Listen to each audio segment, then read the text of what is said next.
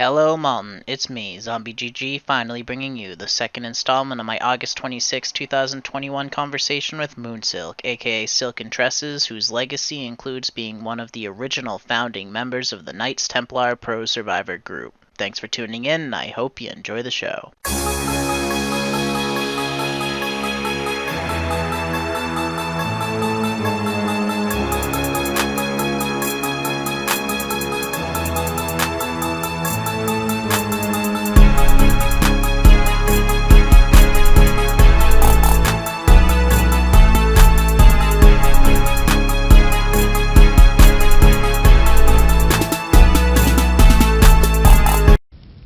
I like variety, right? Like, I can enjoy Urban Dead and also, like, a couple nights a week be playing other games and whether it's a PC game or an Xbox game or whatever. I like playing different things. Variety is the spice of life.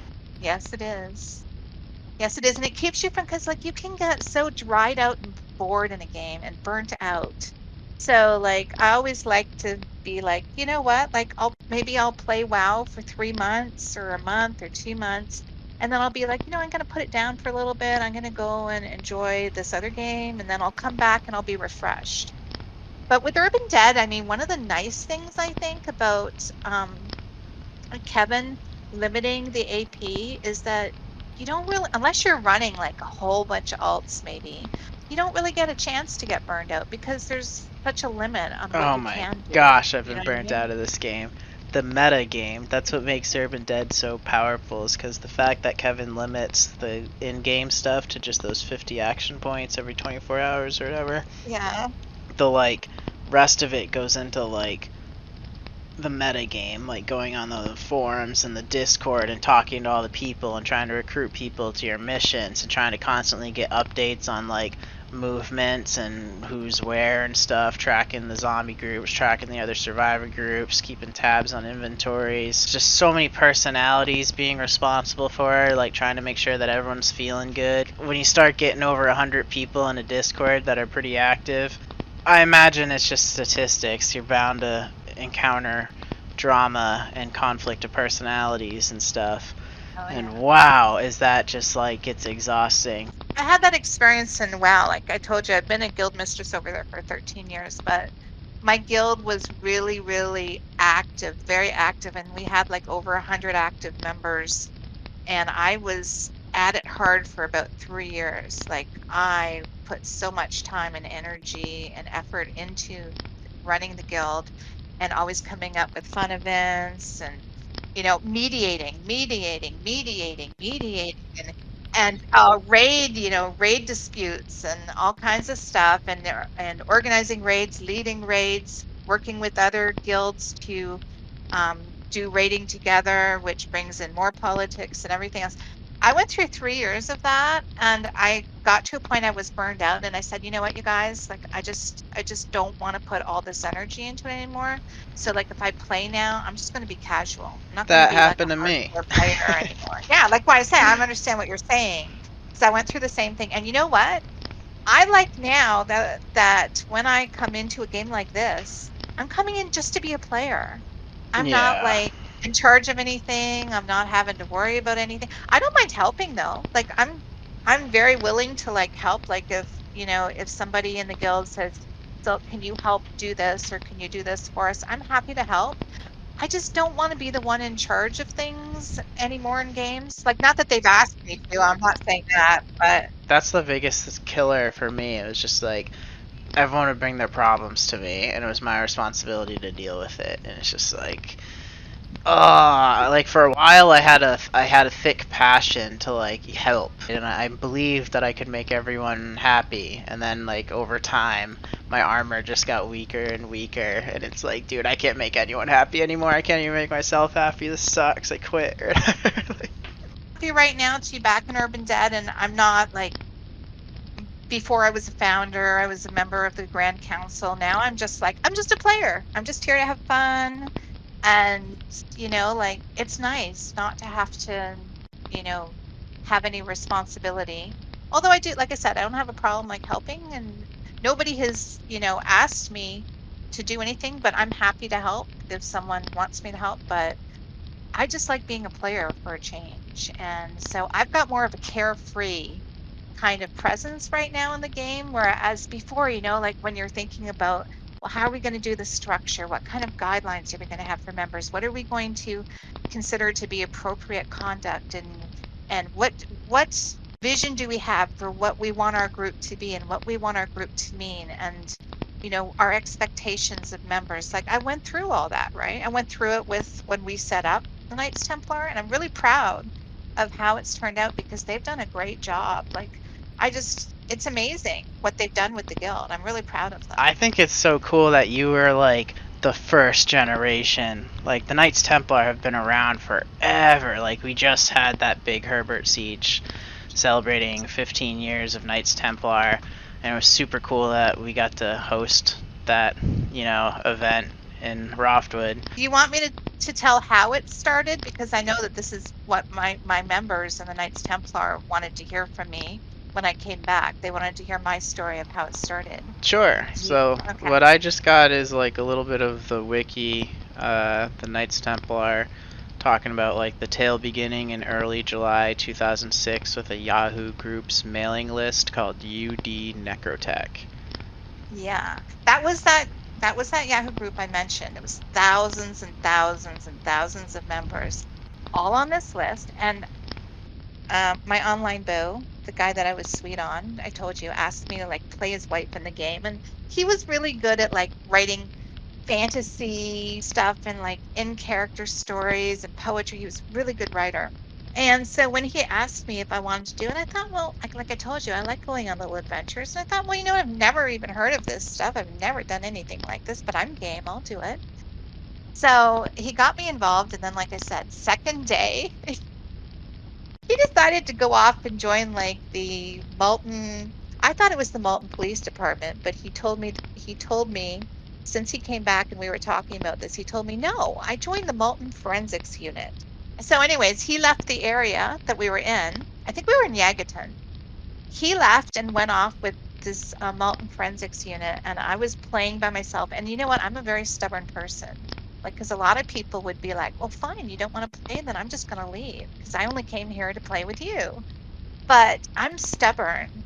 So it's like, oh, okay, well, I guess I'm on my own. Well, I'm going to stick it out for as long as I possibly can and see if I can make this work. So I was like dying constantly because I didn't know the game. I didn't have free running. I didn't like have any skills in the very beginning. And of course, I was dying. I didn't know what the hell I was doing. And what happened is at the same time, this big, huge Yahoo group, we were all in and we were talking on there. And somehow there was a fellow on there who took quite a disliking to me.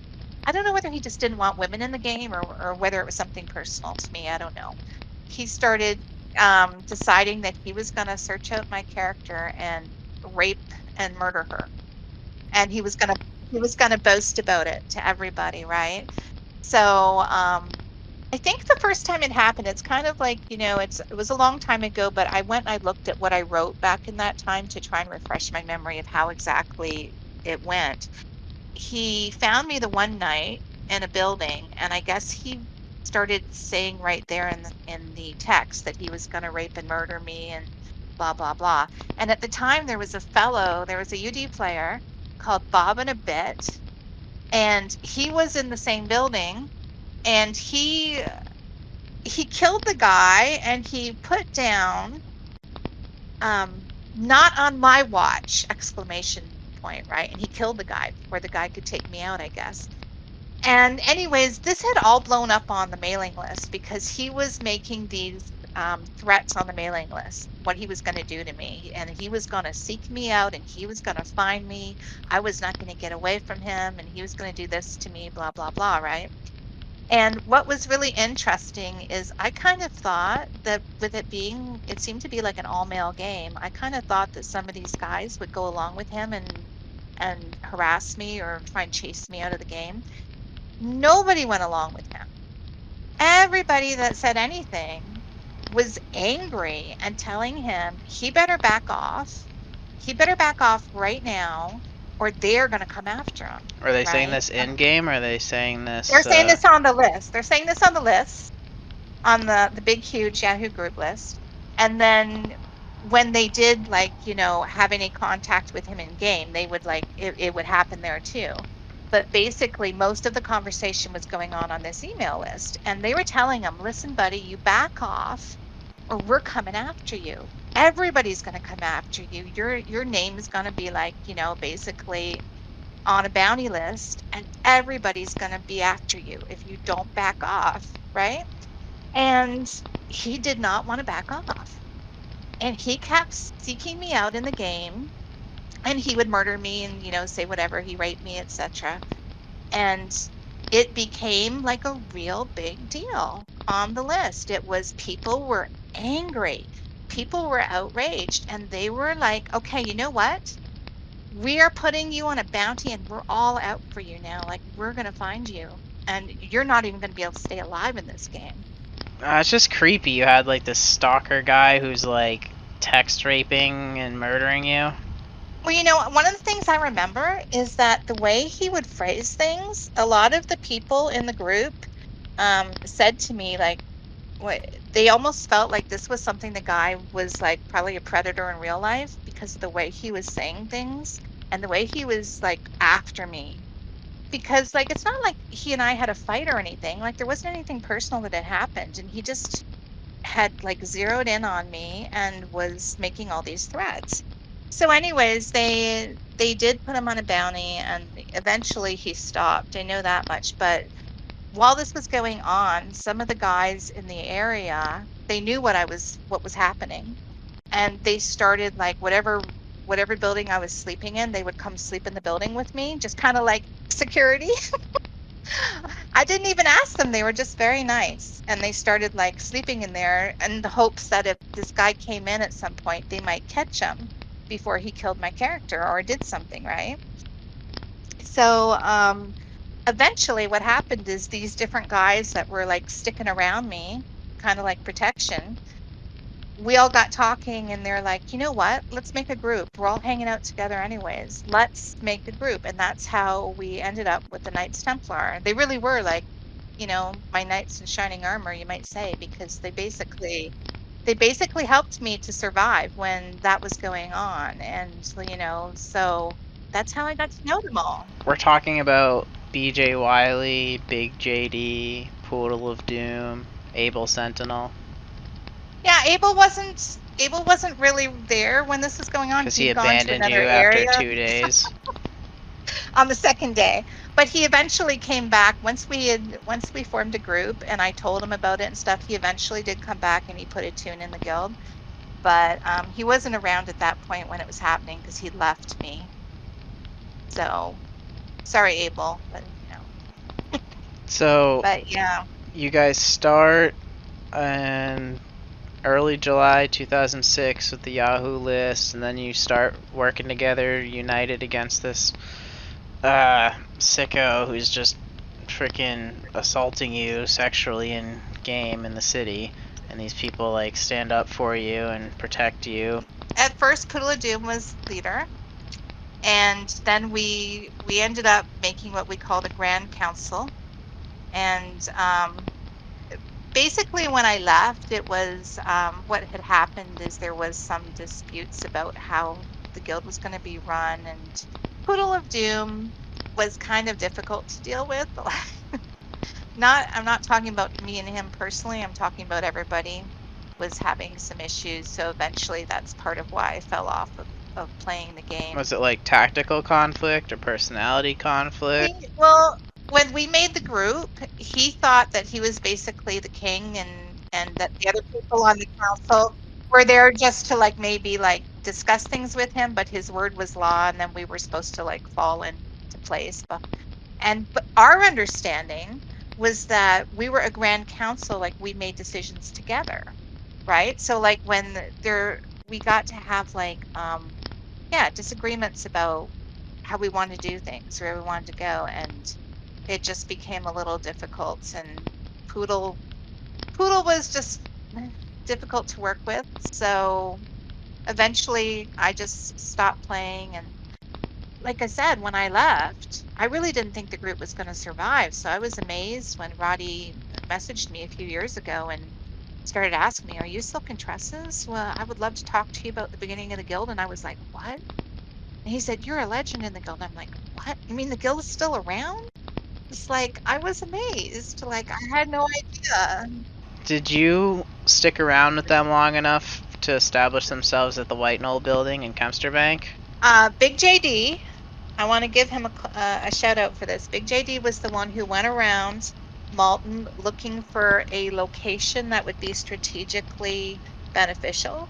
And he said Kempster Bank is the place. He scouted everything out. I always pictured Big JD as I could always see him with like a clipboard. He was very analytical. He was very analytical and he would do like research and talk about his analysis of things and be like, oh my God, he's like so cerebral. He's very cerebral and, very good analytical skills. I'll tell you about, Poodle of Doom was more like, I'm in charge and everybody listen to me. Yeah. He was very like, like that type. Big JD was quiet, analytical, cerebral. It was interesting. Big JD got along with him better than myself and some of the other people in the group, but eventually Poodle of Doom got angry and he basically disbanded our email list for the guild, trying to like basically make it so that we couldn't stay together when he wasn't leader anymore. But Oh thank man. God they managed to get past that anyways. He's he's quite a character because Roddy has, been in contact with him as well, and he doesn't make it easy. Even 15 years later, it's like he still is angry. So it's like, Yeah. it's interesting. I'm very amazed by the amount of effort that Big JD put into the decision to go to Kemsterbank, because I remember back in those 2006 days, like, survivors were very territorial. I'm trying to find where that quote is. If you go down to finding a home, Big JD's quote, "We decided it was time to move away from the crowded tit of them all and forge off into a survivor empty yellow/orange burb and claim it as our own. We had several viable options. Darkside and the other corner burbs needed attention but were too far from the action and resources. Others said we should try absorbing as a team into a greater group right there in Yagotin, but at the time I had a better idea. I had been combing through the suburbs maps looking for advantageous anomalies, such as having all three major TRPs within one step, along with proximity to a mall for backup and safe haven. Well, there are several, but they're either zombie deep suburbs or claimed by other stronger, extremely territorial human groups. Eventually I came to Kemsterbank, which was the perfect setup." But yeah, I remember back in like the early 2006 times, the beginnings of the city, survivor groups would be super mad if like a new survivor group came in the suburb and started like spraying over their stuff and coming up with new barricade plans and like trying to recruit the members away from like the home group. Like, I remember PK wars starting just because like pro survivors were like, "Yo dude, we're here, this is our territory, this is how we do things, you play with us or you get out." But so like JD looked like he looked at a lot of different variables when he chose Kemsterbank, and I do think it's pretty interesting that he paid attention to like the territorial human groups. It's like I remember Creedy Defense Force back in the day. Like you didn't even bother. No one set up shop like that. Creedy just owned like all those suburbs around there. Do you know we used to do group executions? We did. I went back. Roddy pasted me a link. That guy is amazing. He saved our forums from 2006 on. And I went back and I was reading from back then. I read like 2006 and into 2007. I still haven't finished it. I have to go back and read some more. But I was talking about how we were going to do group execution of Captain Beer, that guy that was going after me. And our plan was we were going to get a bunch of the guys. They were all going to beat him down, and then I was going to do the killing move. And I even put down in this forum that we were on. It's like I guess it was our guild forum. I put down that I was going to finish him off with the stiletto boot or whatever I was wearing. Like, do you mean executing someone like PK style? Well, he was the one that was chasing my character to rape and murder her. We were going to take him out. I mean, everybody wanted him dead. So, but we had a plan on how we were going to do it as a group. We were going to do a group execution. And you know what? I had no bad feelings about that whatsoever because that guy was asking for it. Your stories kind of parallel a little bit with like Miss Morg's story, who I interviewed with and I played with way back in my old school character in Roftwood. She was part of the Malton medical staff with her Morgasm character, and she was, you know, the one getting everyone to do naked twister in the hospital, and always with the lots and lots of alcohol and drugs and just wacky party times in the hospital. Just really knew how to add a lot of excitement inside one building. She was a character and a half, start to finish. But, you know, she also attracted a bad apple character named Jack Neon. And that guy, I never personally witnessed it, but I heard he was, I think, even doing sexual harassing shit and just constantly with the murdering and harassment, which just... Only a game and a text game, but the thing is, you know, when somebody's threatening you and saying like graphically what they're going to do to you and all this stuff, and especially, I mean, when I was playing back then, it was all guys. So it was kind of like semi-humiliating to be broadcast in front of all these guys, what this guy's going to do to me and, you know, this and this and that. It was, you know, like I really, to be honest, one thing I love about game playing, I love teamwork. Yeah. Whether it's a group execution or anything else, anything we do, I like working in teams. I mean, that's why I game personally. I know some people game and like they don't even care if they have any social interaction. For me, I game because I like the socialization aspect. There are people who play and they don't really care about having like actual, you know, social interaction. They're just there to do their thing and they don't really freaking care if they talk to other people or that they have much, you know, interaction with other people. I've met people who are like, no, I just play on my own. I'm not in a guild. I don't care. I'm not, no, and I, you know what, I would like work on them and explain to them all the benefits they could have if they joined our guild. Come on, you got to join our guild. Come on. And they'd be like, no, I play by myself. No, not interested. But you know what? Once I would crack them and get them in the guild, it would open up, the experience would open up for them. And they'd be like, I don't know how I ever didn't do this before. This is so much more fun. And it is like, if you play with a good group of people, and I'm not talking jerks, but if you play with a good group of people, it really heightens the experience and makes it so much more enjoyable. Welcome back, Malton. This concludes part 2 of my ZGG fireside chat with Moonsilk of the Knights Templar Pro Survivor group. Be sure to stay tuned to the third and final part coming soon. The ZGG fireside chat is a post-apocalyptic production proudly presented to you by me, Zombie GG, and my guest, Moonsilk. Thanks for listening, Malton, and as always, the pleasure's been mine.